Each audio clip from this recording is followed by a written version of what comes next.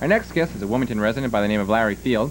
He's the Chief Administrator of the Delaware Architectural Accessibility Board, and he's also Acting Chairman of the Handicap Advocacy Network of Delaware. I think I got that right. And we want to welcome Larry Field to Focus Delaware. Hi, Larry. Hi, Bob. Delaware, what exactly is the Delaware Handicap Advocacy Network?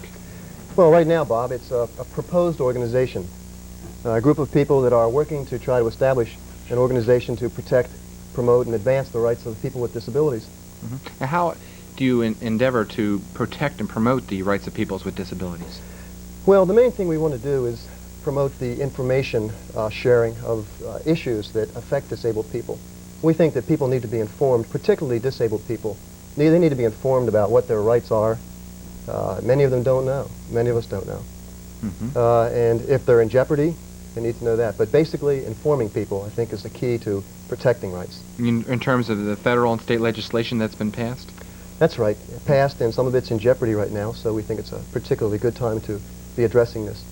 So, and perhaps you can form a strong group to support keeping this legislation in effect and maybe moving for new legislation. Absolutely. Mm-hmm. Right. So then I see it as a very necessary network. Well, we think so too, Bob, and that's why we're very anxious to get it moving and make it work. Mm-hmm. Now, has anyone else been doing this type of work around here? Not really. That's, again, why we're interested in doing it.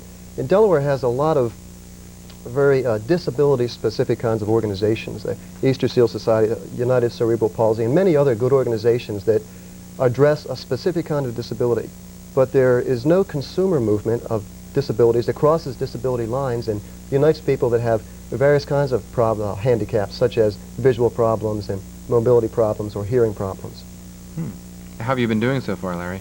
Well, I think we're doing real well. At this point, as I say, we're really on the ground floor.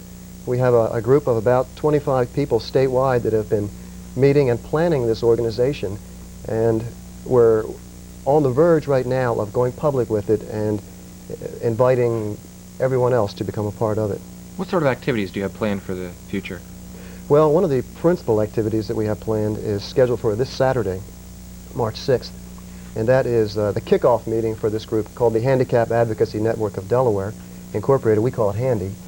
And what we plan on doing is opening it to the public. In other words, what we are doing is presenting a proposed organization.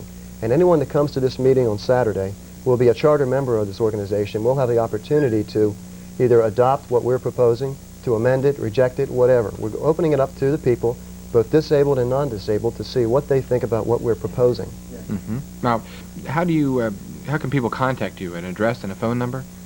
Yes, we are, the phone number, I don't really know it offhand, but I think your people have it, and we'll probably post it on the screen.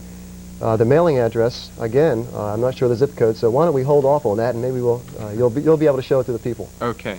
How will the people get your information? Do you have a newsletter or something that's going to come out? Right. One of the instruments that we will be distributing information by will be a newspaper, and it will be available to members and will be distributed statewide. It will have information on legislation, both current and past legislation that may be in jeopardy. As I say, these things in Washington right now, there are moves to cut back on the Section 504, which is basically the Bill of Rights for disabled people, to abolish the Architectural and Transportation Barriers Compliance Board, which is a key instrument in protecting the rights to accessibility in buildings, and other legislation that's being jeopardized.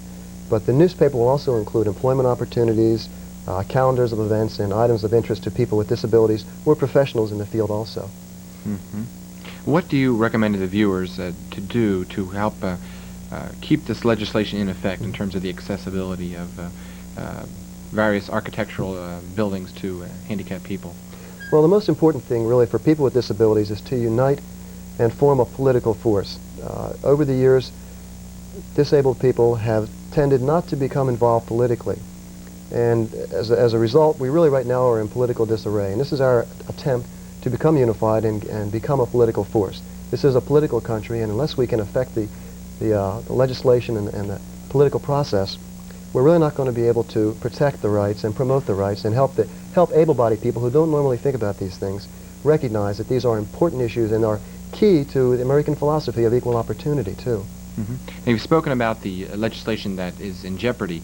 What new directions do you want to see the legislatures of this country head in terms of protecting handicapped people?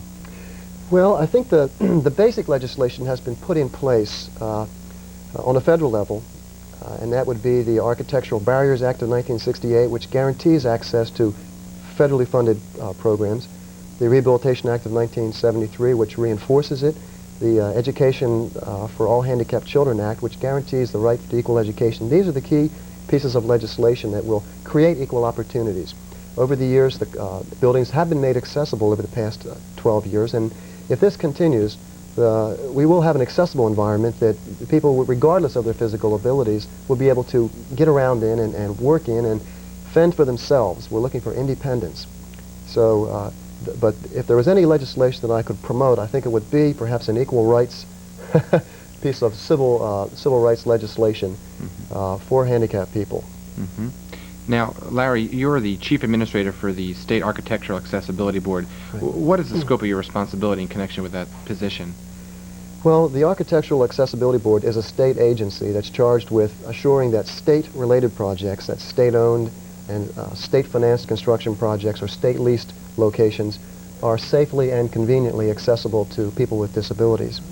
So in that capacity, we review construction plans, renovation plans to be sure that they meet a state code, and we work with landlords of buildings that the state leases to help them make them accessible so that employment opportunities are there for people regardless of their physical abilities, and so that service delivery opportunities are there so that people, if they want access to find out what's going on in various programs, again, they can have access to those buildings. Can employers contact you if they would like to employ handicapped people in various aspects of their jobs that they might have? They wouldn't be contacting me on that, Bob. The state does have a division of vocational rehabilitation that trains and places people with disabilities, assists them in finding jobs. So I would suggest anyone who is interested in hiring someone with a disability that they contact the Division of Vocational Rehabilitation, State of Delaware. Mm-hmm. Well, thank you very much, Larry. Right, thank you, Bob. Mm-hmm. Our guest has been Larry Field. He's the acting chairman of the Handicap Advocacy Network of Delaware. He's also chairman. He's also the executive for the Architectural Accessibility Board for the State of Delaware, and he's been on and he's done a very fine job of letting us know what's going to be happening, and I hope you all participate if you can. We didn't get a chance to tell you, Larry Field was on just before now. He's the chairman of the Handicap Advocacy Network of Delaware, and on the screen right now you're going to see information on how you can either write or call the Handicap Advocacy Network of Delaware and get involved, because this is an organization that needs your support. Thank you very much.